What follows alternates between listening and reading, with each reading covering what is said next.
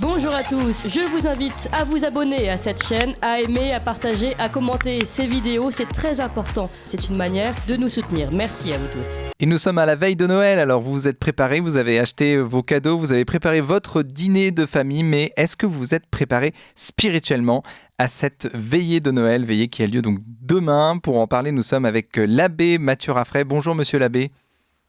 Bonjour Corentin, bonjour à tous. Et donc vous êtes prêtre catholique, vous êtes professeur de philosophie thomiste à l'université pontificale Saint-Thomas d'Aquin et vous êtes aussi très présent donc sur les réseaux sociaux, sur Twitter, sur Facebook, sur Instagram. Donc on invite nos auditeurs à vous suivre. Alors on parle de Noël évidemment, aujourd'hui c'est devenu une fête plus commerciale. On rappelle évidemment que c'est une fête catholique, mais que veut dire déjà Noël? Et puis depuis quand fêtons-nous, depuis quand les catholiques fêtent Noël? Eh bien, Noël, tout simplement, c'est le jour de la nativité. C'est en fait la naissance de Jésus-Christ. Et donc, on fête la naissance de Jésus-Christ depuis les premiers siècles de l'existence du christianisme.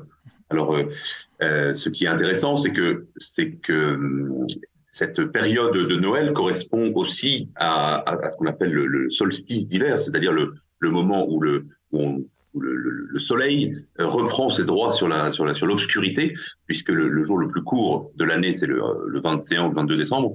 Et à partir de cette date, le soleil reprend plus de temps dans la journée. Et donc, ça a toujours été une fête païenne, où on célébrait ce qu'on appelle le sol invictus, c'est-à-dire le soleil invaincu qui reprend ses droits. Mais ce qui est discuté entre les historiens, mais ce qui est sûr, c'est que les chrétiens fêtent Noël avant même que l'empereur romain propose cette fête comme une fête romaine, l'empereur Aurélien, puisqu'on a un texte qui date, si je ne me trompe pas, de l'an 220 ou 221, de Sextus Julius Africanus, qui parle déjà de cette fête de la naissance du Christ. Donc voilà la raison pour laquelle le Noël est une fête si répandue dans le monde entier, c'est parce qu'on fête la naissance du Seigneur. Et donc, spirituellement, c'est donc le Verbe qui se fait chair, c'est l'incarnation qui est fêtée, c'est l'invisible qui se rend visible dans un petit enfant, dans Jésus-Christ.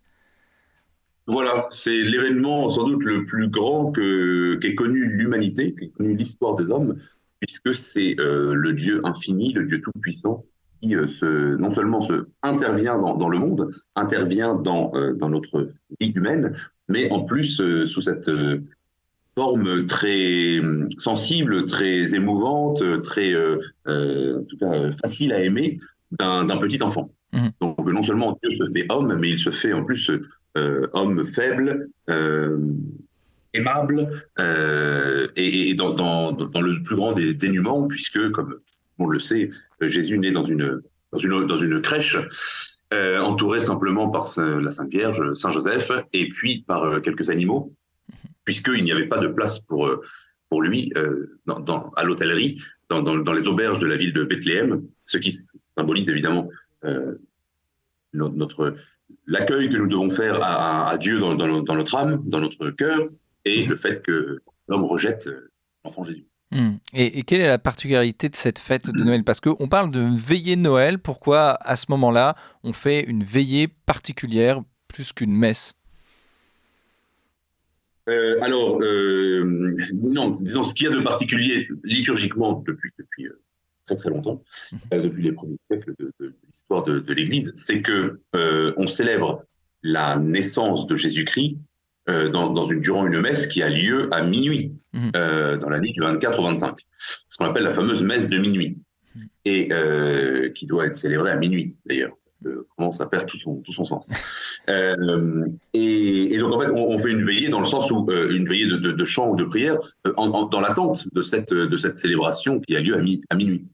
Donc c'est un très beau moment liturgique évidemment pour tous les chrétiens, pour tous les catholiques, parce que voilà, rester réveillé la nuit pour se réunir et prier, en plus dans l'ambiance hémisphère en tout cas, c'est évidemment une ambiance de froid et de nuit profonde, glaciale. Et donc cet aspect, bien sûr, est très, très touchant, très symboliquement.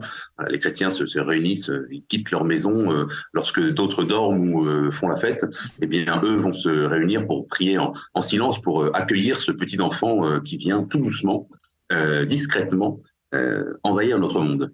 Et alors pourquoi la messe est à minuit pile? C'est-à-dire pourquoi alors il y a des messes à 18h, je sais que ça fait débat, mais alors pourquoi il y a cette messe à minuit à Noël et pas une messe du matin ou une messe dans l'après-midi? Alors figurez-vous que c'est plus complexe que ça.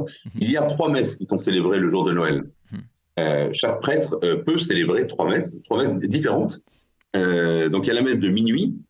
Tout simplement, elle est à minuit parce que c'est le Christ étant né le 25 décembre, c'est le premier instant où on peut célébrer cette naissance sans attendre, même de se réveiller, mais rester éveillé pour anticiper, si vous voulez, d'une certaine façon, cette naissance. Et puis ensuite, il y a une messe aussi que peu de gens connaissent parce qu'elle se célèbre très tôt le matin, qu'on appelle la messe de l'aurore, et qui est la messe des bergers, si vous voulez, où on lit cet évangile où des bergers qui gardent leurs troupeaux dans la nuit et d'un ange qui leur apparaît pour leur dire que le Sauveur est né. Et donc ils se rendent, eux, les premiers qui viennent adorer l'enfant Jésus, ce sont de simples bergers avec leurs moutons. Et ça aussi, symboliquement, c'est très fort. C'est que le christianisme, c'est pas une religion du pouvoir, de la force ou de l'argent, mais c'est la religion de tous les hommes, quel que soit leur niveau social ou économique ou leur identité. Tous les hommes sont appelés à venir adorer ce Dieu qui se fait homme. Et puis ensuite, dans la journée, il y a la grand-messe, la messe du jour, qui est la messe la plus solennelle, si vous voulez, où l'on célèbre encore une fois la naissance du Christ. Donc il y a 3 messes différentes. Ça, c'est une particularité. C'est le seul jour de l'année où il y a 3 messes différentes, avec 3 textes, si vous voulez, 3 prières différentes. Une qui célèbre le mystère de minuit, si vous voulez, de l'infini qui se fait accessible dans le mystère de la nuit. La messe de l'aurore, dans laquelle on fête sans doute la simplicité et de l'enfant Jésus avec les bergers qui viennent l'adorer. Et puis dans la 3e messe, la messe du jour, on célèbre plus la gloire de Dieu qui se manifeste au milieu des hommes. Tout à fait. Et le 25 décembre, il y a aussi une messe. Alors, de temps en temps, on a tendance à l'oublier. Et donc, il y a une messe de minuit le 24 et une messe aussi le 25. Voilà, ça c'est la messe du jour dont je parlais. Voilà. Et donc il y a 2 messes le 25. Ah oui. Donc on peut assister à toutes les messes qu'on veut. Mais la messe de minuit, c'est déjà une messe du 25. D'accord. La messe de minuit, c'est une messe de la première minute, si vous voulez, du 25 décembre. Alors évidemment, les gens confondent un peu parce que on fait d'abord une veillée de préparation, de chant, de prière dans l'attente de cette messe du 25. Mais voilà, ça fait partie. Dans toutes les paroisses, on sait que pour la messe de minuit, on essaye de commencer pile à l'heure. Tout doit être prêt, les chants doivent être terminés pour qu'à minuit pile, on mette les cloches à sonner. Et puis, on fait la procession, on vient déposer, ça c'est une tradition française plutôt, on vient déposer solennellement l'enfant Jésus dans la crèche, avec l'encens, avec les servants de messe, etc., les enfants de chœur. Et puis, et ensuite, on célèbre cette messe de minuit avec grande joie. Et donc l'enfant Jésus est déposé au pied de l'autel. Parce que vous célébrez la messe en forme traditionnelle. Donc est-ce qu'il y a quelque chose d'exceptionnel pendant cette messe liturgiquement qui se passe? Bien sûr, puisqu'il n'y a rien de plus traditionnel que la fête de Noël, donc évidemment. Comme je vous le disais, il y a cette messe de minuit qui se fait traditionnellement à minuit. Encore une fois, moi, je suis un peu critique, je l'ai dit à d'autres occasions, je suis un peu critique envers les prêtres qui, pour des raisons pratiques, proposent la messe de minuit à 18h ou à 19h, parce que ça perd complètement son sens. Donc, je pense que même si certaines personnes ne peuvent pas y participer, il faut mieux garder la spécificité de cette messe du milieu de la nuit, qui donne à cette journée, à cette nuit en tout cas, un caractère tout à fait spécial pour les chrétiens. Et donc, comme je le disais, on vient déposer l'enfant Jésus solennellement dans la crèche, avec de l'encens, avec des chants. Il est né le divin enfant, ou bien le minuit chrétien, mais là il faut avoir des bons chanteurs, parce que ça risque de gâcher un peu la fête si c'est mal chanté. Mais voilà, il y a des chants qui font partie de notre patrimoine aussi, qui sont magnifiques, que les enfants connaissent depuis des générations et des générations, et qu'il est important de connaître nous-mêmes et de transmettre aux prochaines générations. Donc voilà, entre le bœuf et la negrie, il est né le divin enfant, le minuit chrétien dont je viens de parler. Et puis ensuite, on célèbre la messe. Alors, si vous voulez, les particularités liturgiques, si on veut rentrer dans le détail de cette messe, c'est que, par exemple, au moment du credo, de la confession de la foi, eh bien, exceptionnellement, le prêtre se met à genoux au pied de l'autel lorsque on dit les paroles et incarnatus est, donc et il s'est fait chair, il s'est incarné, la Vierge Marie. Donc voilà, ce sont des petits détails liturgiques, mais qui ont leur importance aussi.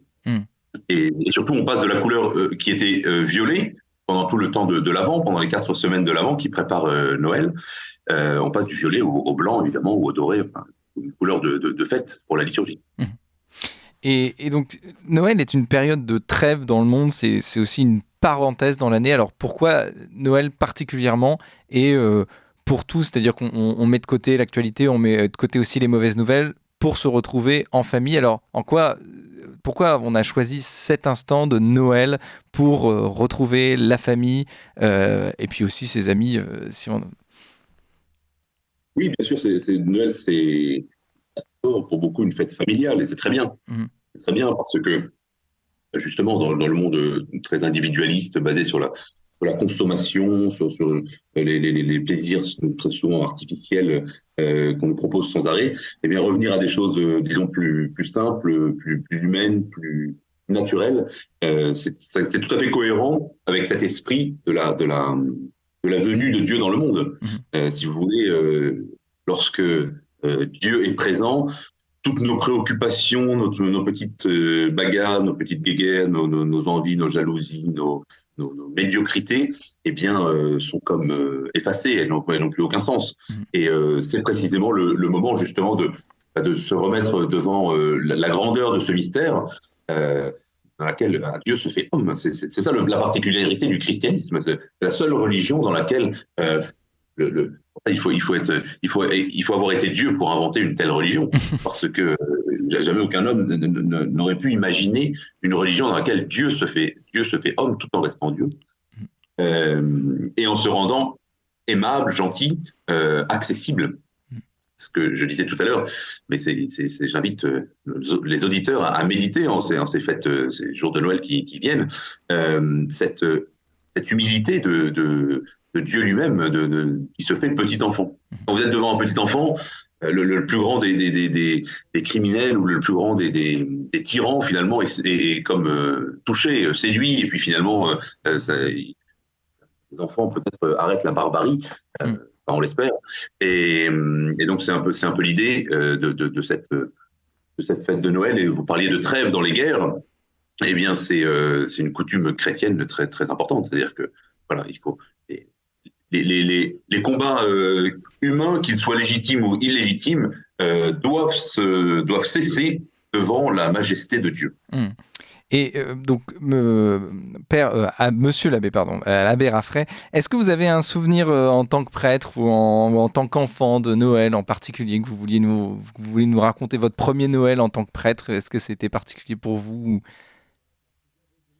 Alors, ce qui me vient à l'esprit, vous permettrez, c'est un peu cette note un peu triste, mais mon père est décédé un jour de Noël pendant que je célébrais la messe de minuit. Et évidemment, c'était un peu émouvant, surtout que ma famille mes frères et sœurs étaient venus pour chanter pendant cette messe que je célébrais. Et donc, à la sortie de la messe, j'ai appris qu'il était décédé à l'hôpital. Et donc, mais c'était d'un certain côté très touchant, parce que voilà, nous étions en train de prier pour lui. Voilà, je profite d'aujourd'hui pour rendre un hommage à mon père. Mais et je dirais sinon un souvenir plus joyeux, eh bien c'est plutôt le moment qui suit la messe de minuit où il est 1h30 du matin, et puis tout le monde sort dans le froid, et puis on boit un petit vin chaud ou un chocolat chaud en partageant un morceau de brioche, et c'est toujours un moment très émouvant où tout le monde se réjouit comme automatiquement, comme naturellement, et c'est très voilà, c'est très émouvant, parce que finalement Dieu se révèle dans la simplicité de nos cœurs. Et sans doute la fête de Noël, c'est un appel à cette simplicité parce que Dieu est simple et toutes les complications, toutes les peines, toutes les difficultés viennent de nos médiocrités, de nos péchés, de nos fautes. Dieu, lui, est parfait, il est bon, il vient pour nous donner la joie la plus parfaite et la plus simple. Merci beaucoup, monsieur l'abbé Raffray. On rappelle donc que vous pouvez suivre sur Twitter, Facebook et Instagram. Merci beaucoup et puis joyeux Noël, joyeux et saint Noël, il faut le dire. Joyeux et saint Noël à tous, merci beaucoup. Vous appréciez cette émission? Alors aidez Radio Courtoisie à en produire d'autres en indépendance totale. Rendez-vous sur soutenir.radiocourtoisie.fr. Merci d'avance.